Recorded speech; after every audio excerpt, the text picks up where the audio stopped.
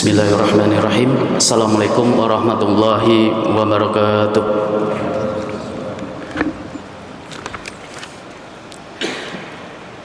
Innal hamdalillah nahmaduhu wa nasta'inuhu wa nastaghfiruh wa natubu ilaih wa na'udzu billahi min syururi anfusina wa min sayyiati a'malina. Wa may yahdihillahu fala mudhillalah wa may yudlil fala hadiyalah. Wa ashhadu an la ilaha illallah wahdahu la syarika lah wa ashhadu anna Muhammadan abduhu wa rasuluh ballaghar risalata wa addal amanata wa nasahu mummah wa sallallahu wa salamuhu wa alaihi wa ala alihi wa sahbihi ajma'in. Alhamdulillah, segala puji bagi Allah, Tuhan semesta alam. Kita panjatkan syukur kehadiratnya atas segala limpahan rahmat, taufik dan hidayahnya.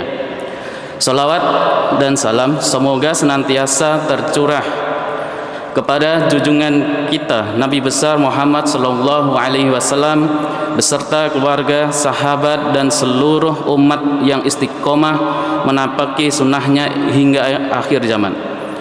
Pada kesempatan siang hari ini pada kuliah duhur kali ini saya ingin membawakan tema yang berjudul komunikasi profetik sebagai jalan dakwah.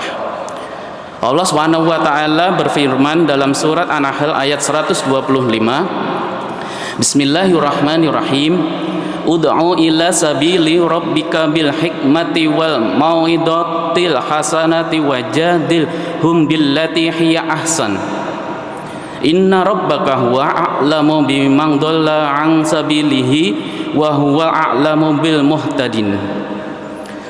Serulah manusia kepada jalan Tuhanmu dengan hikmah dan pengajaran yang baik, dan berdebatlah dengan mereka dengan cara yang baik. Sesungguhnya Tuhanmu dialah yang lebih mengetahui siapa yang sesat dari jalannya, dan dialah yang lebih mengetahui siapa yang mendapat petunjuk.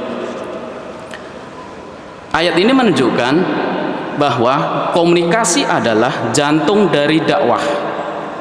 Tanpa komunikasi yang baik, dakwah tidak akan sampai ke hati.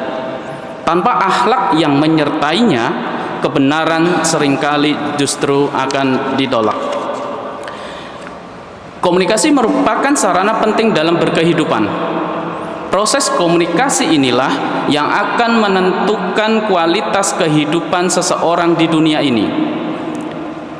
Proses ini akan berlangsung secara terus-menerus tanpa henti, yang menjadikan manusia akan berhubungan satu dengan yang lainnya. Di dalam perspektif Islam, seorang muslim yang baik haruslah mempunyai cara berkomunikasi yang baik dalam membangun sebuah hubungan sosial. Bentuk dasar komunikasi inilah yang menjadi proses dalam ekspresi manusia. Manusia satu dengan manusia yang lainnya mempunyai hakikat kepentingan kebutuhan yang berbeda-beda. Pikiran ataupun perasaan manusia yang berbeda inilah yang akan melahirkan bagaimana manusia harus saling berkomunikasi satu dengan yang lainnya sesuai dengan kebutuhan masing-masing. Dalam perspektif Islam, penyampaian ayat-ayat di dalam Al-Quran lewat cara proses berkomunikasi Nabi kepada umat manusia inilah yang disebut dengan komunikasi profetik atau komunikasi kenabian.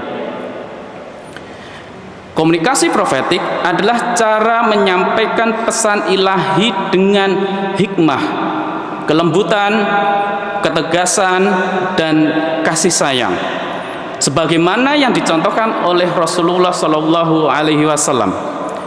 Pendekatan komunikasi yang mengacu pada pola komunikasi kenabian yang unsur utamanya adalah nilai-nilai egaliter, toleransi, kelembutan, kemurahan, dan spiritualitas.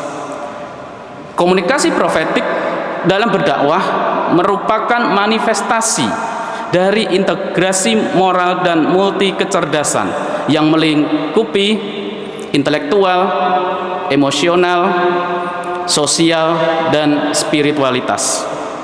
Sifat dari komunikasi profetik ini lebih ke humanis, menyeru tanpa hinaan, mengajak tanpa mengejek, menasihati tanpa menggurui, dan yang paling penting adalah mengedukasi masyarakat terhadap hal-hal yang baik. Rasulullah SAW bersabda dalam hadis riwayat Bukhari, "Sampaikan dariku walau hanya satu ayat." Hadis ini adalah panggilan kepada seluruh umat manusia untuk menjadi seorang apa? Seorang komunikator yang baik. Komunikator yang baik itu yang seperti apa? Komunikator yang membawa kebaikan, menjadi penyambung risalah, menjadi penyampai nilai-nilai Islam dalam kehidupan sehari-hari, di rumah, di tempat kerja, di lingkungan sosial, dan yang sekarang ini kita hidup yaitu di lingkungan media sosial. 3 pilar komunikasi profetik inilah yang melingkupi humanisasi atau yang disebut amar ma'ruf, liberasi atau nahi mungkar, dan transendensi tu'minul billah. Ini menguraikan bagaimana komunikasi dalam perspektif Islam yang menekankan pentingnya komunikasi yang memanusiakan manusia. Humanisasi, membebaskan, liberasi, dan selalu berorientasi kepada Tuhan atau yang disebut transendensi melalui integrasi kajian ilmu komunikasi yang baik. Selain itu, merupakan manifestasi dari integrasi moral yang multi kecerdasan yang melingkupi intelektual, emosional, sosial, dan spiritualitas. Hari ini kita hidup di era informasi, era digital, era media sosial. Maka tugas dakwah dan komunikasi semakin berat. Bukan hanya menyampaikan secara lisan, tapi juga lewat tulisan, komentar, unggahan, dan perilaku digital kita. Setiap muslim haruslah menjadi duta Islam. Maka jadilah komunikator yang menunjukkan Islam itu rahmatan lil alamin. Mari kita introspeksi diri kita sendiri. Apakah lisan kita sudah menjadi alat dakwah? Apakah media sosial kita mencerminkan nilai-nilai keislaman? Apakah kita sudah menjadi komunikator profetik di lingkungan kita? Ingatlah sabda Rasulullah SAW dalam hadis riwayat Muslim, barang siapa yang menunjukkan kepada kebaikan, maka ia akan mendapatkan pahala orang yang mengerjakannya. Maka jangan remehkan satu kata yang menginspirasi, yaitu satu nasihat yang menyentuh, satu sikap yang menenangkan hati, karena semua itu adalah komunikasi yang bernilai pahala dakwah. Ya Allah, berilah kami petunjuk dan jadikan kami jalan bagi orang lain untuk mendapatkan petunjuk. Ya Allah, jadikan kami orang-orang yang mendengar nasihat dan mengikuti yang terbaik darinya. Jadikanlah diri kita bagian dari dakwah melalui komunikasi yang jujur, komunikasi yang lembut, komunikasi yang bijaksana, dan komunikasi yang penuh kasih sayang. Karena sesungguhnya dakwah bukan hanya kewajiban para ustadz semata. Dakwah adalah tugas kita setiap muslim. Demikianlah kuliah duhur yang dapat kami sampaikan. Wabillahi taufik wal hidayah. Assalamualaikum warahmatullahi wabarakatuh.